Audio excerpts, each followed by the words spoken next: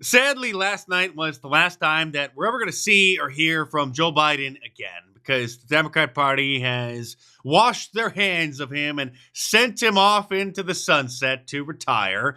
The Democratic National Convention kicked off yesterday, and as a courtesy, since they stole the nomination from him, they gave him a speaking slot at nearly midnight, where he aired his same old grievances and spread the same old lies about Donald Trump that he and the Democrats and the liberal media have been spewing for 4 years. And Donald Trump said, and I quote, "There are very fine people on both sides." My God.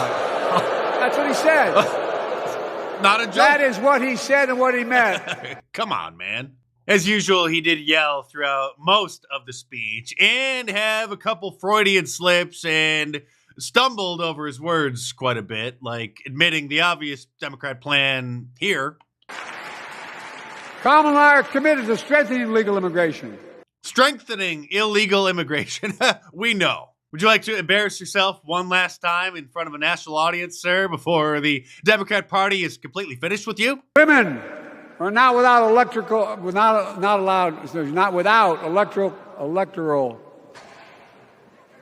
The whole convention is extremely bizarre because it was just about a month ago that old Joe sounded like this. Well, guess what? They're trying to push me out of the race. No! Well, let me say this as clearly as I can. I'm staying in the race. Who's the they, Joe? It certainly isn't Republicans. We wanted you to stay in. At one point during his speech, the chant, "We love Joe," broke out, and a brilliant cameraman captured Nasty Pelosi looking extremely uncomfortable and mouthing the words along with the crowd, trying not to look guilty as hell. Jake Tapeworm over at the Clown News Network, who surprisingly a couple times a year actually does seem like a real journalist.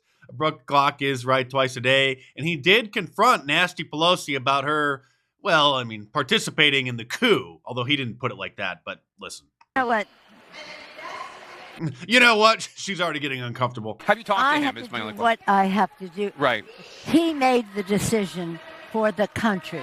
My concern was not about the president. It was about his campaign.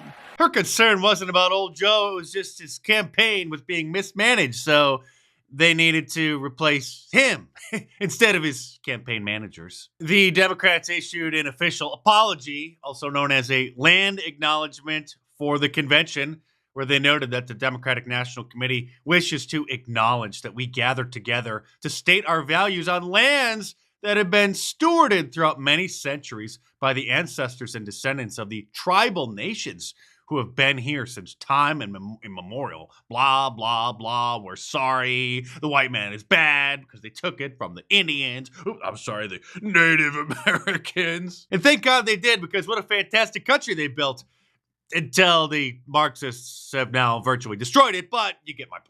The whole thing was intolerable, and you guys help me one, because you know that I watch CNN, so that you don't have to, because you definitely don't want to see the first gentleman, Kamala Harris's husband, Doug, cozying up with his daughter there. I don't know what he's doing with his hand down there by her belt, and I don't want to know. There was also plenty of projection, the Democrats accusing Republicans of the exact same thing that they themselves are guilty of, as usual. Donald Trump would be able to weaponize the Department of Justice to go after his political opponents.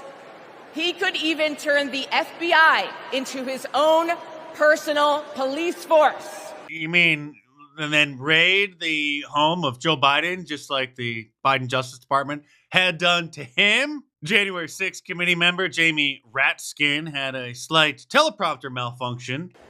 Someone should have told Donald Trump that the president's job under Article 2 of the Constitution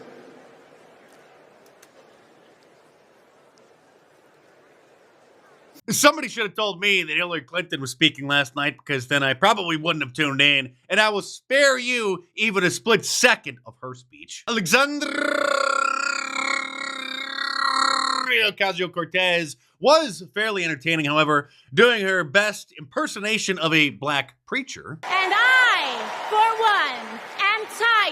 of hearing about how a two-bit union buster thinks of himself as more of a patriot than the woman who fights every single day to lift working people out from under the boots that breathe, trampling on our way of life. May I remind you that the big television networks, all of them, ABC, NBC, and CBS, interrupt their regularly scheduled programming to subject the American people to the Democratic National Convention, where they got to see nonsense like this. Here's the United Auto Workers president. Donald Trump is all talk, and Kamala Harris walks the walk.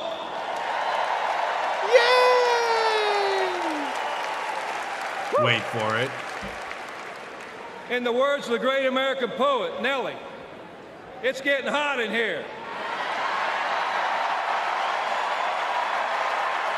Actually, sir, or whatever your preferred pronouns are, Hulk Hogan did it better.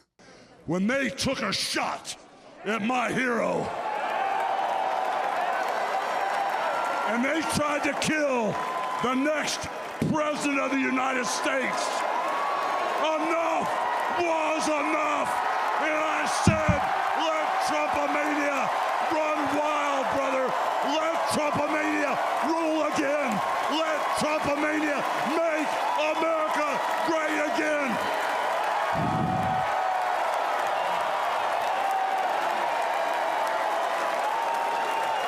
That's correct, Hulk, and that little stunt was the inspiration for my new Trumpomania shirt, which you should order from my online store at markdice.com or click the link in the description below and check them out.